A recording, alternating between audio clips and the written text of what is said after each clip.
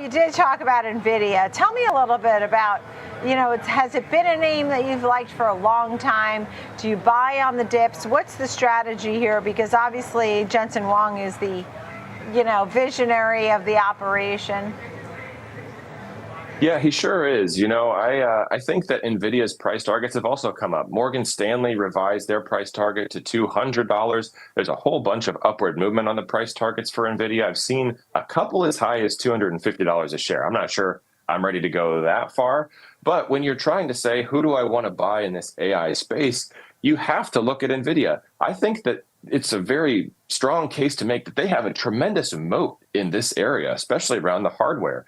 At President Trump's Winning in AI event there, I think it was last week, he just gave Jensen a tremendous amount of praise and flowers, talking about how he had a discussion with Ted Cruz, I think it was, where they were just talking about how even if you were going to try to make a dent in Nvidia's market share, it would take you 10 years. And you could only do it if Jensen ran the company incredibly poorly. And so I think that statements like that make me look even, through even further rose-colored glasses for Nvidia.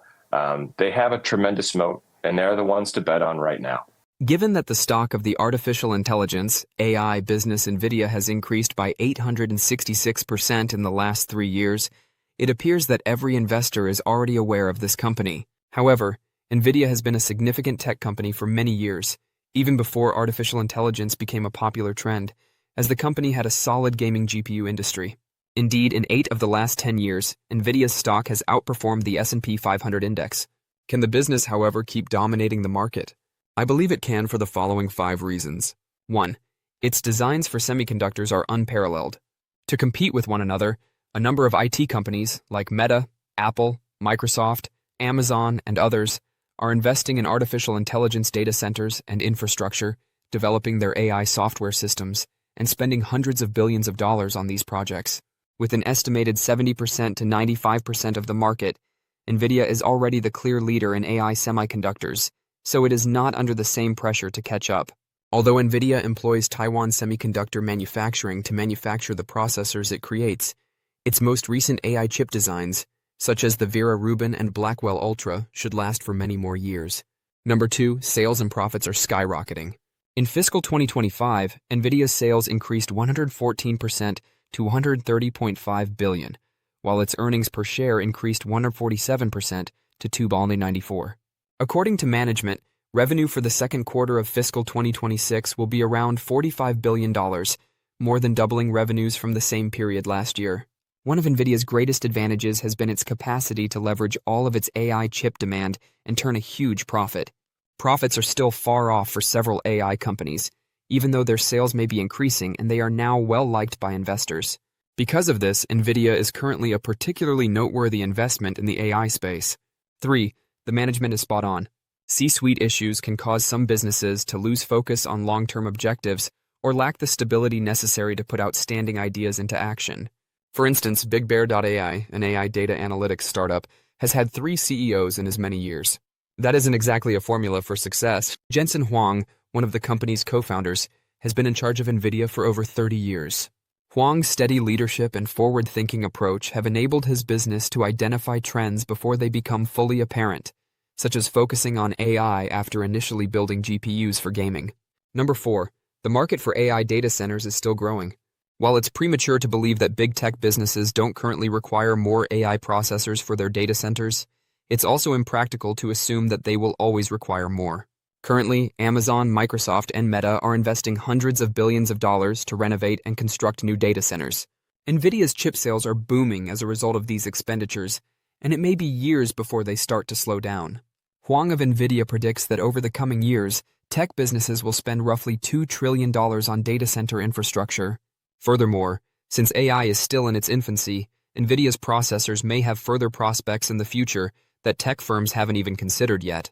5. Nvidia keeps making investments in its future. For a fast lesson on the need of constant innovation, investors need only look to Intel, which missed the tech move to mobile and is mainly missing out on AI. Fortunately, Nvidia also seems to be doing well in this regard. The business has been at the forefront of creating new processors and software for cutting-edge developments like robotics and driverless cars, spending close to $13 billion on research and development in fiscal 2025, or almost 10% of its total revenue. Nvidia's past and present accomplishments demonstrate that it has what it takes to recognize emerging trends, albeit there are no assurances that it will be able to capitalize on every one. Even though there are a lot of worthwhile AI stocks available at the moment, this list demonstrates why Nvidia's success isn't a passing fad, and why the tech giant may be able to dominate the industry for years to come. So, what implications does this have for Nvidia's stock? Let's explore that. But first, a big thank you to those of you who've stuck with us this far. Creating these videos takes significant effort and dedication, so if you're enjoying the content, please hit the like button, subscribe to our channel, and share your thoughts on Nvidia stock in the comments. Your support truly helps us grow. Now let's get back to the video. Every few decades, a generational visionary who miraculously predicts the future before it actually happens reshapes the technological industry. At the moment, Nvidia CEO Jensen Huang may be the most significant technologist. Huang does not have a technical understanding of artificial intelligence, AI. He discusses it in a more intellectual manner. In addition to Huang, Mark Zuckerberg, the CEO of Meta Platforms, is another digital genius who merits careful consideration. According to reports, Meta has been actively recruiting top AI experts from OpenAI, Alphabet, GitHub, and Apple over the past few weeks. At the All-In Summit, which was organized by billionaire venture entrepreneur Chamath Palihapitiya, Huang recently spoke about Meta's employment practices. Although Huang's remarks regarding Meta seemed generally positive, I believe there are several important details to note as Zuckerberg looks to compete in the AI space. Let's examine Huang's remarks and speculate on what might be in store for Meta investors. Huang discusses his opinions on Meta's recent hiring binge and the rumored $100 million signing incentives in a recent interview. According to Huang, a group of about 150 academics with the right financial support might develop a platform that competes with OpenAI's ChatGPT. In support of his assertion, he clarified that a number of current AI models that rival ChatGPT were developed by a group of around the same size as the one Zuckerberg is purportedly putting together with the establishment of Meta Superintelligence Labs. This seems to indicate that Meta has just received support from Nvidia, which was formerly known as the godfather of AI. However, is that actually true? I believe Huang's remarks may be more complex than they first appear. Since OpenAI is a privately held corporation, it is exempt from disclosing its operating metrics and financial information. However, CNBC says that OpenAI currently generates $10 billion in annual recurring revenue, ARR, from 3 million paying enterprise customers. For comparison, OpenAI's ARR was valued at approximately $5.5 billion in the previous year. These figures demonstrate that, in less than a year, the firm has almost doubled its ARR base, highlighting OpenAI's capacity to extend its clientele and accelerate its growth patterns in spite of heightened competition from rival large language models, LLM, such as those from Anthropic, DeepSeek, and Alphabet. These details are important because Meta Superintelligence Labs will need to demonstrate that it can overcome obstacles in product execution, client acquisition, and competing with established firms that have significant first-mover advantages. I would suggest that Huang's remarks do not specifically support Meta, even though he seems certain that additional businesses will launch goods that directly compete with OpenAI. Instead, I believe he's just suggesting that Meta has been making calculated investments in its attempt to dominate the AI market.